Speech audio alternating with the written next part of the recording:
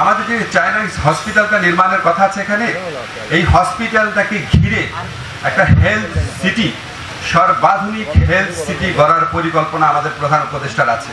উনি এটা মিন করেন, উনি আমাদের সাথে এটা বলার সময় আপনি চিন্তা করেন যদি একটা সর্বাধুনিক হসপিটালকে ঘিরে একটা হেলথ সিটি হয়, আমাদেরকে যখন স্যার আমরা যখন কেউ বলেছিল যে রংপুরে মানুষ যাবে নাকি, উনি তখন বলেন এমন হসপিটাল করতে হবে যে মানুষ ভারতে আর থাইল্যান্ডে না গিয়ে রংপুরে যেন যায়।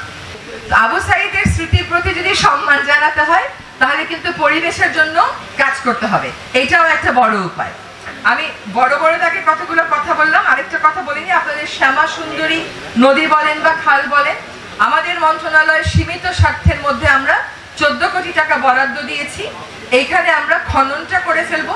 আরেকটা নতুন পরিকল্পনা, কালকে আমরা স্থানীয় সরকার উপদেষ্টা মহোদয়ের সাথে কথা বলেছি যে এত বর্জ্য যায়, 68টা পয়েন্ট থেকে বর্জ্য যায়, সেগুলোর জন্য এখানে একটা এসটিপি আমরা করতে পারি কিনা সে একটা পরিকল্পনা দেবে। কিন্তু শ্যামা সুন্দরীর কাজও শুরু হবে।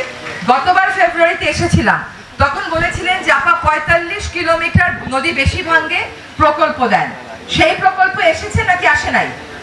আসছে তো, তার 19.5 কিলোমিটার কাজ হয়ে গেছে, বাকিটা এই বর্ষা মৌসুমের শেষে কাজ হবে।